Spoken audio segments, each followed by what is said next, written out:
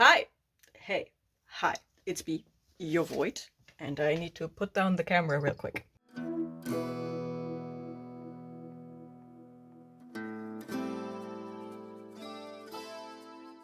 Interesting lighting choice. I promised all of you in my Bookmas announcement that I would film a smutty reading vlog, and I elected to make it a smutty monster reading vlog because I make the rules here, right?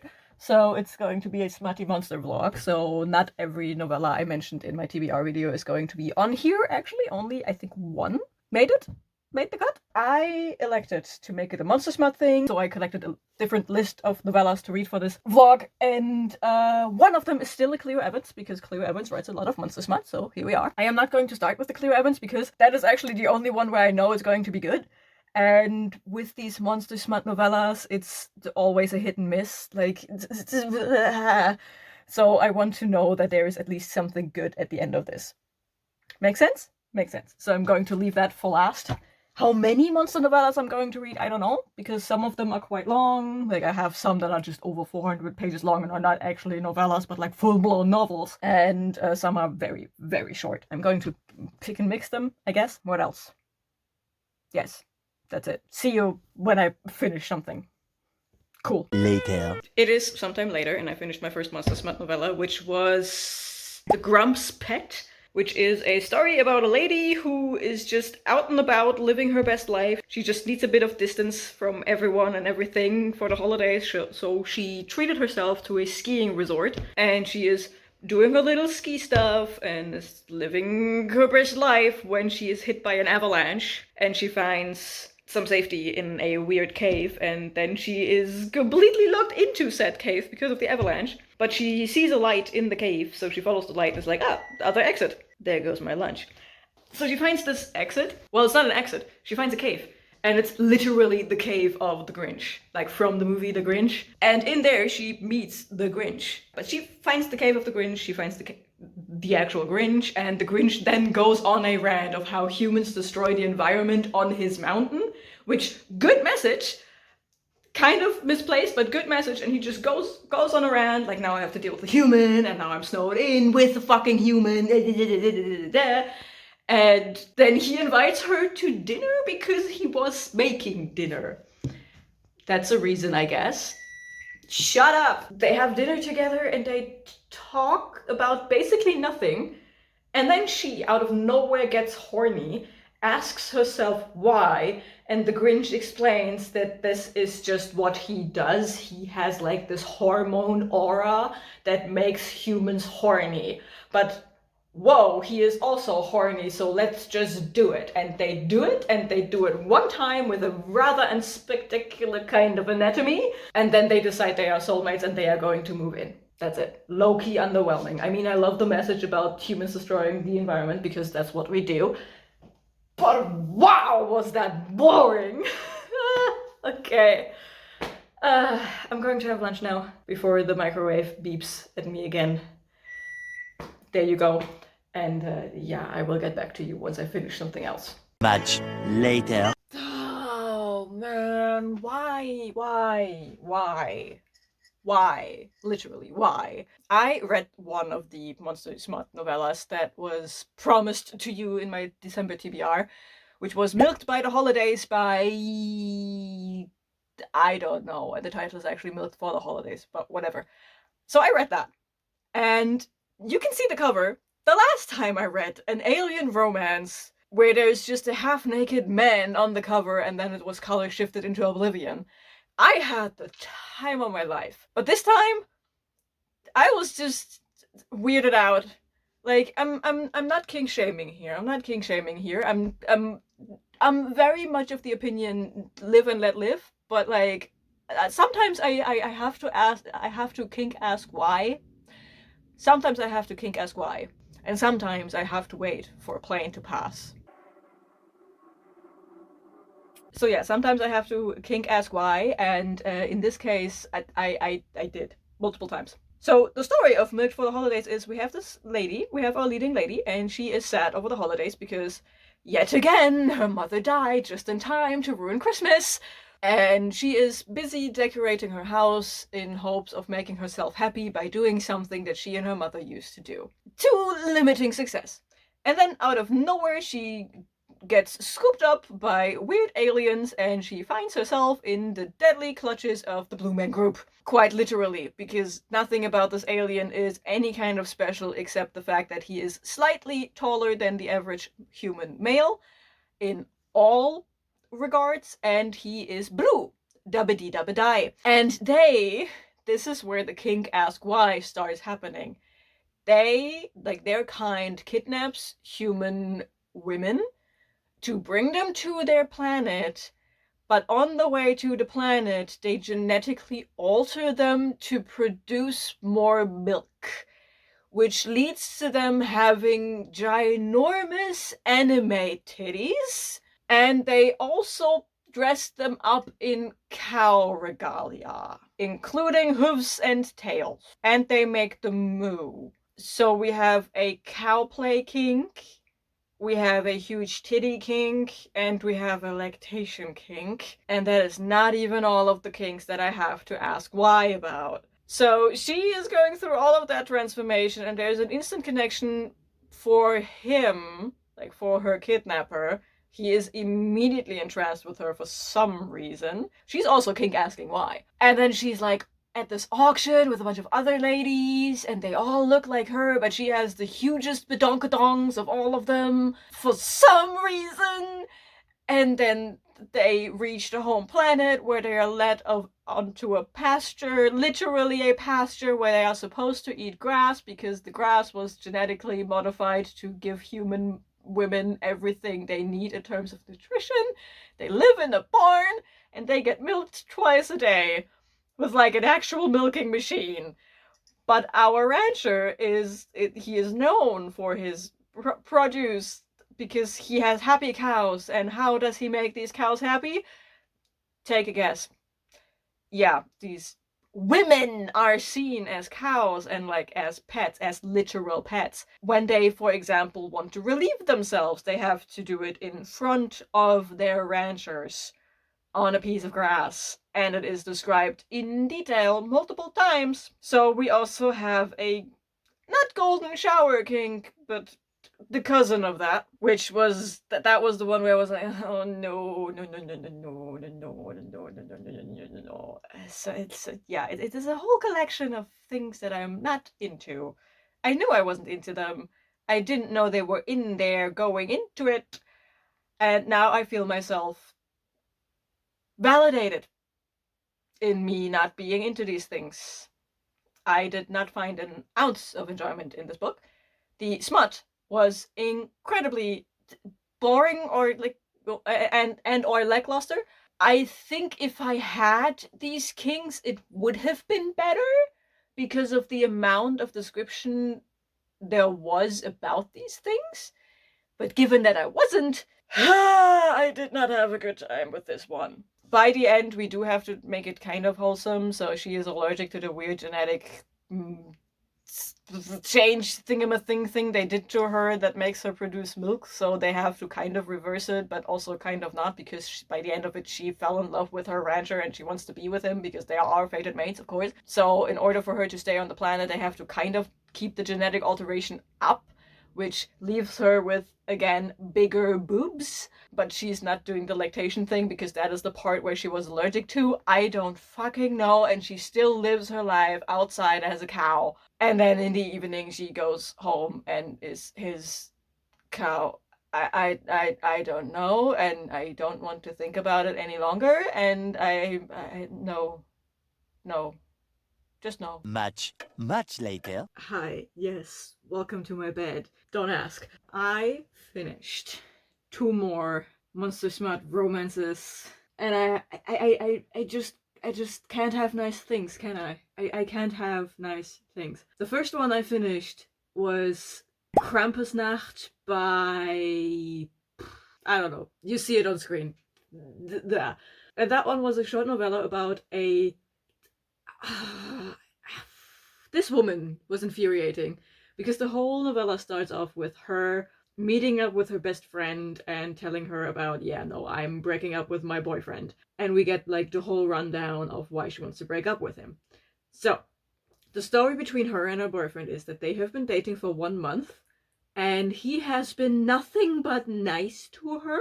And they kissed here and there, but he never pushed her further. He never did anything more. They kissed here and there, and she says she has to break up with him. She has to break up with him because in this month, this singular month they have been dating, he never so much as tongue kissed her. Mind you, they have never, like, they weren't like friends before that. Like, they met and they started dating a month ago. They only know each other for a month. And he has the audacity to not bang her the first time he sees her. They have been dating for a month. They know each other for a month. And the man has the audacity to not even tongue kiss her. And I'm like, some people take it a tiny bit slower, and I don't think that a month is that unrealistic of a timeline to not kiss with everything involved, you know? But for her, this is like the biggest red flag. So she wants to break up with her boyfriend. When the two meet, she just inhales to break up with him, and he's like, wait a second, I know what you're gonna say. So he knows she's going to break up with him because he has been Mr. Nice Guy for the past month. And then he basically outs himself as like, I have been trying so hard to be the nice guy. No more. And then, without any reason, she just blacks out. Like, he doesn't do anything to her. She just blacks out. And then she wakes up tied to his bed, and he does this whole villain monologue about how his family is cursed to be Krampus at the Krampus night. His last name is Krampus. He proceeds to punish her for her bad behavior of using men. Like, he actually says, like, it is very commendable that you are standing up for yourself, that you said, okay, men have played with me one too many times, I'm not about it anymore. But in the process of being her strong self, she became like these men, and she started to use men for her own gain, for her own pleasure, and if they couldn't deliver what she specifically wanted, she would just dump them, no questions asked. So that is what she is supposed to be punished for. And the punishment, because this is a smutty novella, you know, he says, like, he's edging her once. He's edging her once, and then he gives her what she wants. That is not punishment. There is no realm where this is punishment. Like, even if you do this under the BDSM lens, one edge is not a punishment. It is not. Also, I was promised monster smut. He has fangs. It is hinted at the fact that he might have a longer than usual tongue. Not even forked, just maybe longer than usual. And claws. Oh yeah, and like his eyes are completely black. Not even a tail. No horns. This is a disgrace for the name and the concept of what a Krampus is. I am offended in the name of every Austrian person. That's not a monster. That is just a guy who went to Spirit Halloween before he started shagging you. But yeah, the shag is apparently so good that they both realize they are meant for each other, and then the story ends. But here's the kicker. We get an epilogue, and in the epilogue, it's like 1 year later. In the epilogue, we get the world building that not only was his family cursed, but he and the woman he's shagged, they are fated mates. We have not been told that the fated mates is a thing. That finding your fated mate will break the curse. He didn't even indicate that he was trying to break the curse. He was just having fun. Like, okay, cool. So we have fated mates, we have broken the curse, and now his transformation, you know, the super awesome duper magical girl transformation that definitely happened and is not just a Halloween costume. That doesn't happen to him anymore. And she, for a second, gets sad because she thinks that his kinky side now also disappeared with the curse. Which doesn't quite make sense because she liked the kinky side of him, and he told her a year ago that this kinky side is him and not the curse. So why would she think that now, a year later, presumably after a year of kinky sex, he would lose his kinkiness. I don't know. It did not make sense, and I have been talking about this for way too long. Moving on to the next one. Problem is, the next one isn't any better. I read Frosted Hearts by, again, authors on the screen. And that one started out okay. We have a witch and she went to a mountain retreat because she wants to find herself a monster to shag because human men just don't do it for her. Good for her. So she wanders out in the snow, freezes up of her tits, literal quote from the book, and then she gets caught in like an avalanche or something and gets trapped under a bunch of snow, and then someone that is basically Jack Frost saves her, but in order to save her, he's like, okay, what do you give me in return? And she's like, everything, my life, I guess. And he's like, okay, cool, bet. So he takes her to his cave, she wakes up in the cave laying on a giant wolf person, because, you know, we need to warm her up. And then in this cave, she figures out, okay, the wolf person and the Jack Frost guy are a thing. They do the thing together. Okay, cool. And now they want to do the thing with her, and she's delighted because that is all she ever wanted, right? She came to the mountain retreat to find Monster Dick, and now she found Monster Dick. 2 of them. And then they proceed to, hey, you said that I own your life. Okay, cool. I want to do this. Are you on board with this? She's like, yes. And they do the thing. Except they don't do the thing. Because the novella ends after the foreplay. The foreplay ends. The novella ends. Who ends their smutty monster novella before the smut? And then we get an epilogue, but the epilogue is not better because the epilogue is a blowjob for the wolf guy and some finger action from Jack Frost. But we never do the thing! We never do the thing! No one is doing anything with anyone! It is all just foreplay! And it makes me so mad, because that story actually had potential. We had an actual monster with the wolf guy, like full anatomy, he was just wolf guy, not a shifter, full on wolf guy, with the fitting package. And Jack Frost was like this blue, glittery Edward Cullen alien thing with actual ice powers. With like a lot of ice powers. He actually summoned living ice beings for a thing. So the potential to do the most crazy ass shit was there. But we didn't use it! What do you mean? Ah! So yeah, that enraged me so much that I decided, nah, I'm going to read one more novella. Remember how I said in the beginning I have one novella that I know is going to be good because it's a Cleo Evans novella? I'm going to read that next and I'm going to end the stupid vlog because what the fuck? Much later. I am having bad man neck. This is how thick I have to package myself against the cold. I cannot move my neck at all. It's ridiculous. Fucking hate winter. It is another one of my walkie updates, and it's going to be another walkie outro because I finished another and final holiday monster smut romance. I finished Monster Pucker by Cleo Evans and Ashley Bennett, and just like I predicted, this one was a good one.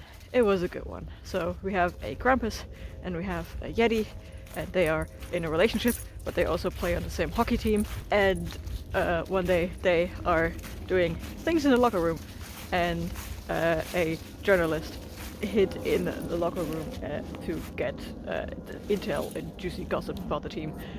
Not that kind of gossip, but she gets that one anyway. Instead of everyone being angry and embarrassed and threatening with like lawsuits and shit about like indecent exposure or something, the boys are like, hey, you wanna go on a date with us?